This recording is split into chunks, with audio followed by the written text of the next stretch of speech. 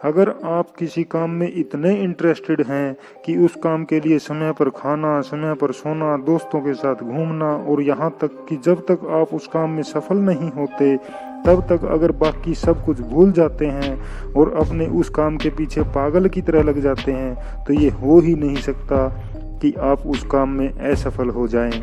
100% उस काम के प्रति इतनी दीवानगी, उस काम के लिए की गई इतनी मेहनत एक दिन जरूर रंग लाएगी, इस बात का पूरा विश्वास है मुझे।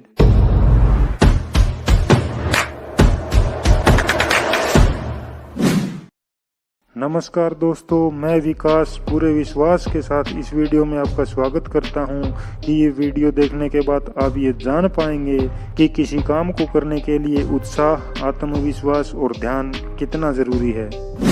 बल्ब के आविष्कारक महान वैज्ञानिक थॉमस अल्वा एडिसन बल्ब के आविष्कार का सपना लिए अपनी वैज्ञानिकों की टीम के साथ लेबोरेटरी में दाखिल हुए और जब एडिसन दाखिल हुए तो समझो हो ही गए। घुसते ही वो बल्ब में हो गए। प्रयोगों का सिलसिला चालू हो गया। एक के बाद एक फिलामेंट उपयोग करते जा रहे थे, पर बल्ब था कि रोशन होने का नाम ही नहीं ले रहा था। एक एक कर दिन बीतते जा रहे थे।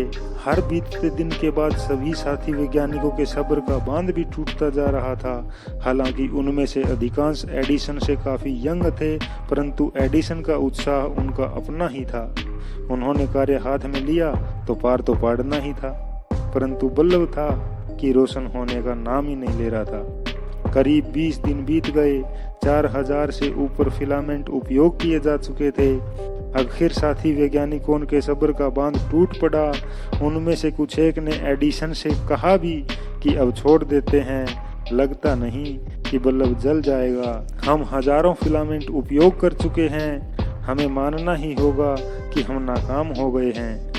यह सुनते ही एडिसन हंसते हुए बोले, हम नाकाम नहीं हुए हैं, बल्कि सफलता की ओर तेजी से बढ़ रहे हैं। हमने ऐसे हजारों फिलामेंट खोज लिए हैं जिनसे बल्ब रोशन नहीं हो सकता।